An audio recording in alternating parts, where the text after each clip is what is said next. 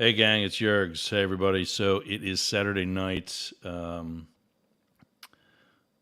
Why is that overlay? Well, I guess because, whoops. Hang on. There I am. Hey. Uh, so that is not a transparent overlay that covers the entire screen, and when you're on, it's not a background either. Good to know.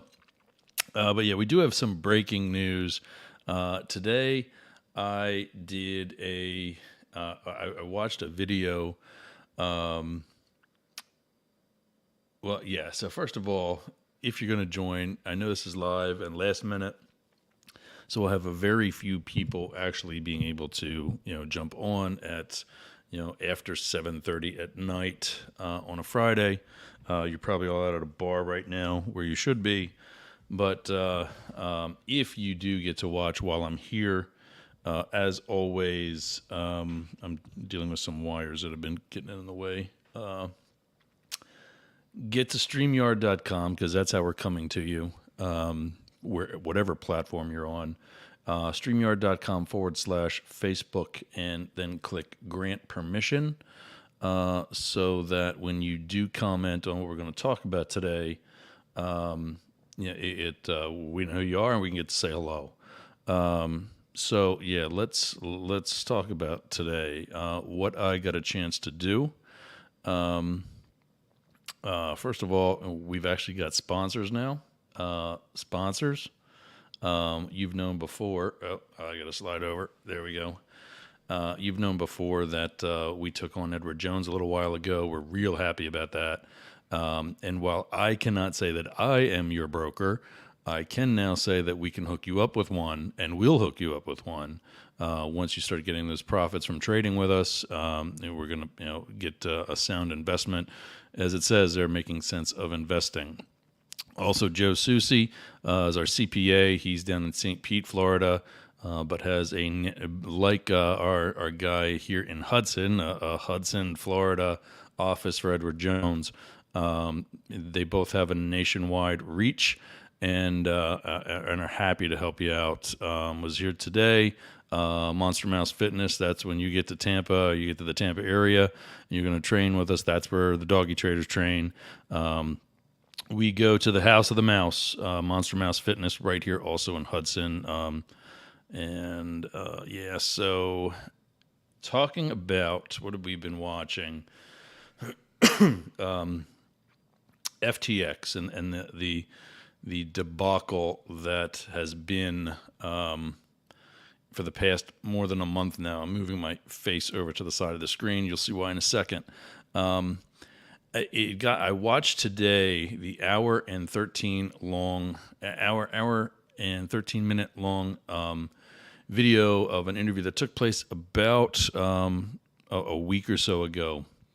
I think it's about 9 days old. Of a journalist from the New York Times named Andrew Ross Sorkin, who interviewed SBF, Sam Bankman-Fried. And I just had to come on and clear up a bunch of things about the crypto industry, the crypto industry, and investing, trading, and also characteristics. His behavior during the course of this interview was, when I was with these folks, the Secret Service, I would consider, what he is doing now, and what he's done, but also his behavior during the course of this interview to be very suspect. For an hour and 13 minutes, he did not stop shaking. His mistake, like, you see me on camera now, you see my head. You don't see, this hand or any of these because they're down below the view of the camera. He sat back. I'm going to step away from my mic a little bit, but he sat back. He was back here like this for the entire hour and 13 minutes. And why that was bad for him was because his whole arm was twitching with a nervous twitch the entire time.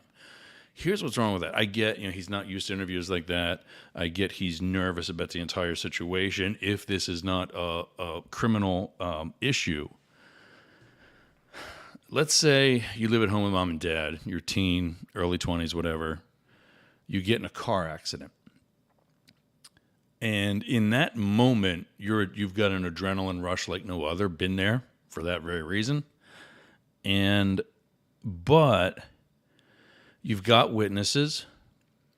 You've got people saying you were not at fault for the accident.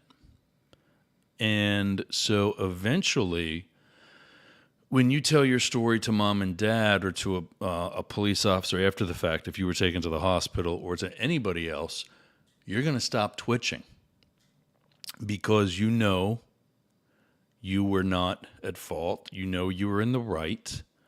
And you know that everything's going to be fine for you eventually. It might suck right now, but ultimately everything's going to be fine. This is a month after this all happened. And while, yes, he's got a lot of cleaning up to do, he still should be at a level by now where he can just tell the story, say, look, this was something really shitty that happened in business, and I need to explain to a lot of people why their money's gone. I'm never going to have this job again, and move on. But there is no question that he is scared. So when I moved from the Secret Service to the Yerger group, this is my version of Alameda. Alameda was, I got to get a hand that's on camera here. Alameda was up here, the parent company, and all of the different levels of FTX were below that. FTX.US and FTX International. When I put together the Yerger group, not only was that so I could limit myself as far as liability, like any intelligent business person is going to do, but also it still had the integrity that I learned at the Secret Service, or that I already had before going to the Secret Service, I used at the Secret Service. And when I recognized that I was not going to continue with the Secret Service beyond retirement eligibility, I was going to leave as early as possible. I thought, well, I do need I'm going to take a substantial pay cut because my pension is not what my salary used to be, but also, I got a life to live, and that's when I got into trading and started the Doggy Traders. You guys know all that. But what really upset me in watching this video today was that his actions with the funds of FTX and Alameda, I'm really seriously questioning how legal any of this was. I've said from the beginning that people like Tom Brady, the Golden State Warriors, and other celebrities that got behind FTX, I think are just as much of a victim as any of the other investors or clients of the company. But I'm circling right now. I'm kind of stuttering through this whole thing because obviously, I'm kind of sort of making this up as I go, but also I'm trying to follow Sam Bankman-Fried in everything he had been saying in this interview, and it's just circle after circle after circle. He's trying to use big vocabulary words. What my one, I think 10th grade when I had, hope he's watching or sees this someday, Phil Repko, one of my high school English teachers, what Phil would call a 25-cent word. If we used a pretty big word in class, I mean, it's English class, that's where you would try to use something like that, he would literally reach into his pocket and throw us a quarter. That was a 25-cent word. And we got paid 25 cents for using cool words. Bankman-Fried is trying to use these 25-cent words to sound legitimate, to sound intelligent, to sound like he knows what he's doing when clearly he does not. I have two issues with the lives of CEOs today, and he's experienced both of them. When a situation like this happens, usually the CEO takes the fall and resigns or is fired or whatever. That's wrong. It's his job to clean up a mess. Any such CEO, if something like that happens here, I'm going to find out, first of all, and this is the other issue, I'm already going to know what's happening immediately once an issue like this comes to light. We are more than a month after when FTX applied for bankruptcy protection, and this guy still doesn't know. If you've ever seen the TV show $1 Billion Buyer, there's a billionaire businessman in Texas named Tillman Fertitta. If you've ever eaten at Bubba Gump Shrimp or gambled at the Golden Nugget Hotel and Casino or followed the NBA, the Houston Rockets, he owns all of that. Landry's is a steakhouse that he owns. And CNBC made a TV show out of his life where he goes around personally going to, if you make soap out of fat in your house and then you decide to mass produce it, he will go test your soap and see if it's worth to buy from you in bulk for all of his businesses. And I'm telling you all that because one of the things he says is you need to know your numbers. As the head of your company, you need to know what your costs are, what your upcharge is, what's called margins, and essentially what your profit would be on that, and what you can wholesale that purchase, that sale, that product to Tillman for. And Sam does not know the numbers. He's rounding up, he's rounding down, he's giving approximates. I'll tell you for free, the people that lost that money are not where they know exactly how much is gone. So I wanted to come on tonight to say that as I come to all of you with the offer to teach you day trading, knowing that you will probably have already found out that FTX has been day trading. If you're one of their victims, FTX has been day trading with your money. As like if you have money in a bank, they're day trading with your money. They are on the Forex market trading, trying to essentially taking that to the casino, an international $5 to $8 trillion a day casino, and are day trading with your money. So I can see that FTX, Coinbase, Crypto.com, any of those other exchanges are probably doing the same thing. I'm okay with that. But when a bank does it, they do it with a percentage. They have their own very intelligent risk management. And they maintain a certain level of liquidity at home. So for whatever reason, there is a mass exodus of withdrawals like there was with FTX. They can cover that. But here's another huge difference between the exchanges and the banks. American banks are insured each account that they gamble with, if you want to continue with that stigma. Each account that they use in the Forex market is insured up to $250,000 each. So if they're using 10 accounts, that's $4.5 million that they get to play with and possibly lose for free.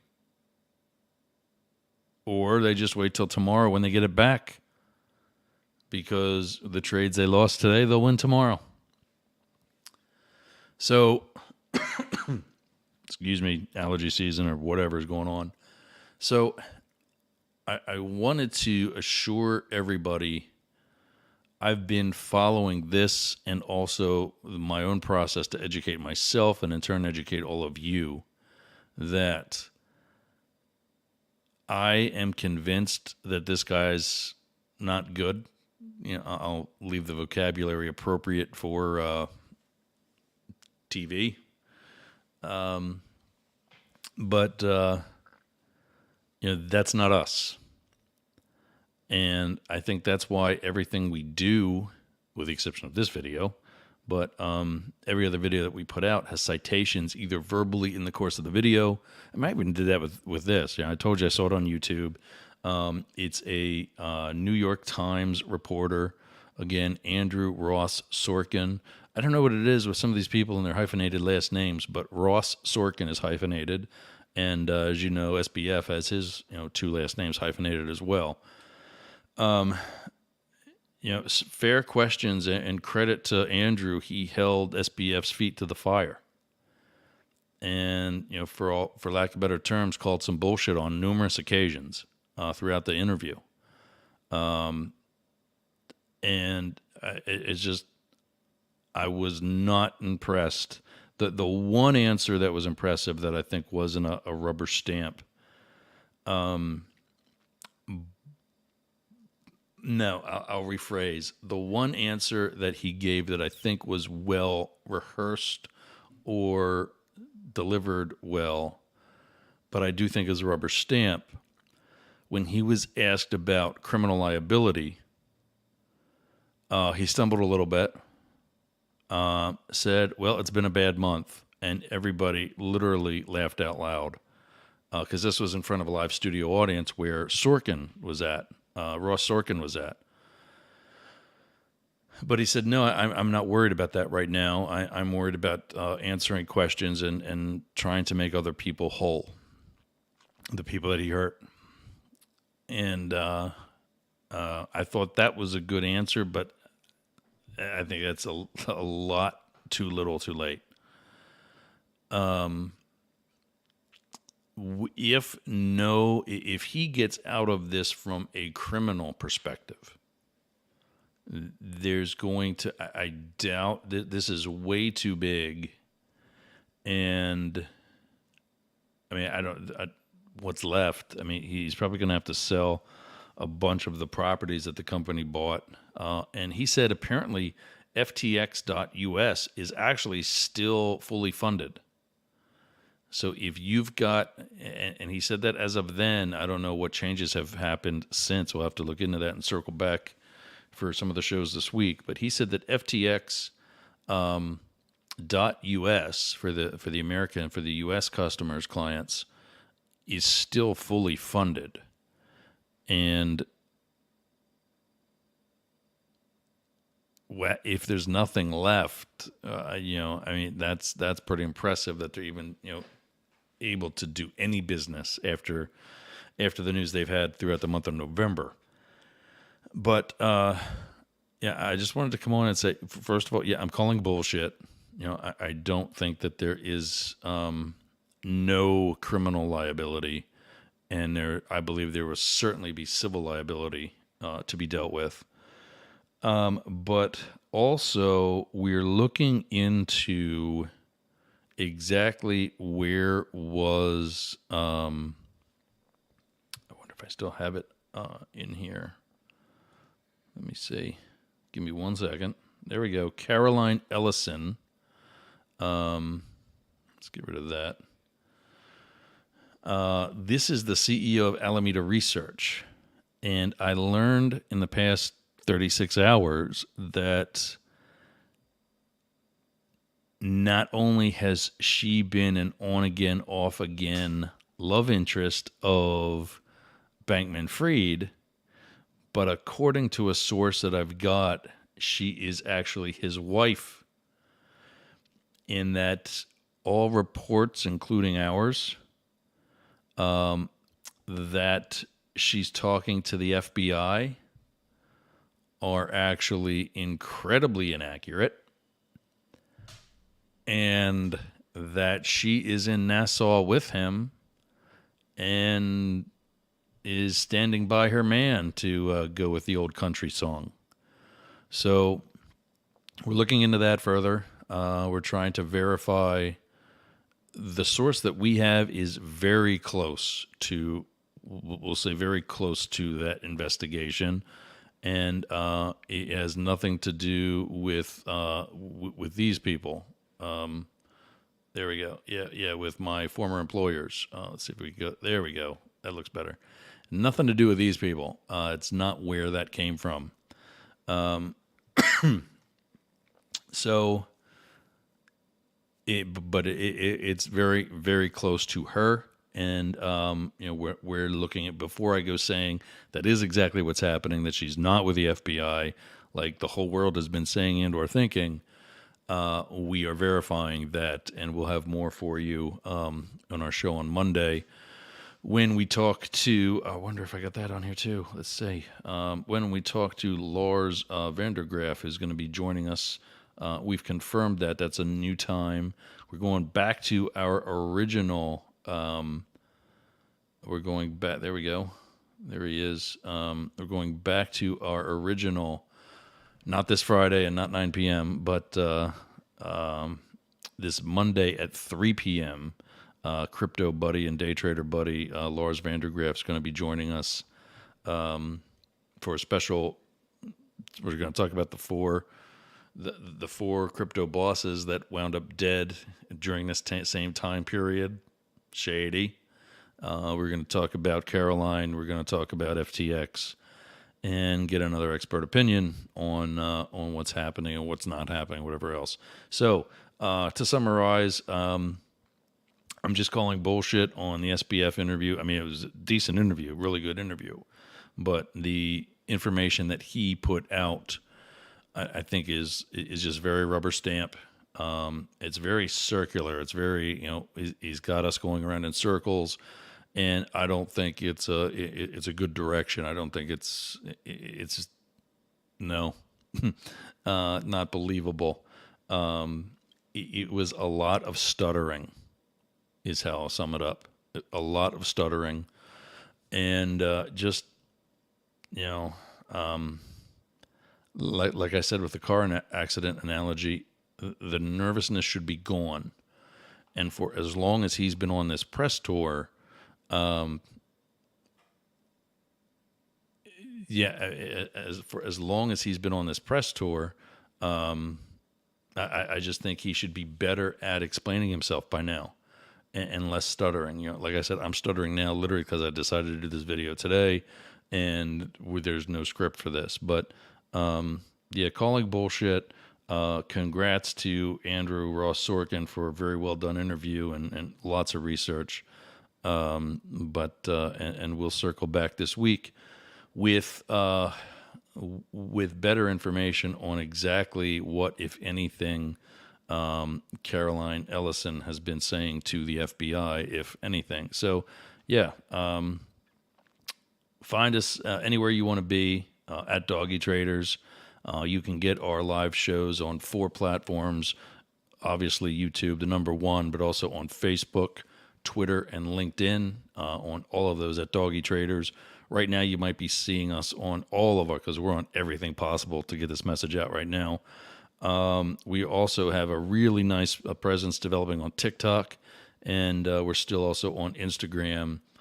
Some of our pages on those other platforms, may not have the most followers on it, but we're getting there, and we'd like for you to be one of them. Once you do get there, don't forget to like we got a like for this video already. Thank you for that. But also subscribe so you can get more information from us. Comment. We don't see any comments. Everybody's just been watching. That's been in and out. Whenever you do comment, make sure you go to StreamYard.com/Facebook if you're joining through Facebook, and click the authorize button. That allows us to see who you are. Otherwise, join through any of those other platforms. Turn the notifications on. Make sure you turn the notifications on so that when we do launch a video like this, you'll get a timely notification that we're going live or that we've launched something or whatever. And please, gang, share. let's develop the. I'm not doing this for myself. I'm kicking ass trading. I love what I'm doing with my day trading. I'm making some sound money. My life hasn't changed, which means I'm still making six figures. But I'm doing this for you guys. I want to help you make your own definition of financial freedom. You don't necessarily have to be a millionaire out of this, but what I would like you to do is be able to live your lives, real sound and solid. If you're taking home $1,000 a month, then that's an extra 12 grand a year that you didn't have before you started doing this. I make $1,000 in a trade. So, imagine, what I'm going to be doing within the next year now that I'm doing this full time. So that's everything. I want to thank you all for watching on your Saturday night. Reminder again, Lars Vandergraaf will be joining us Monday afternoon, 3 p.m. Eastern, 12 noon Pacific. We'll talk more about that. We'll still probably have our 9 p.m. Eastern show later that evening, where we may run it again. I don't know. We'll see what happens. But till then, thanks again. Trade crazy, but trade safe, because you don't want to be another SBF. The biggest I forgot to talk about this, but the biggest comparison, just as recently as this past summer, he was compared to the next Warren Buffett. And just like that, he's the next Bernie Madoff. So trade crazy, but trade safe. We'll see you Monday. Enjoy your weekend.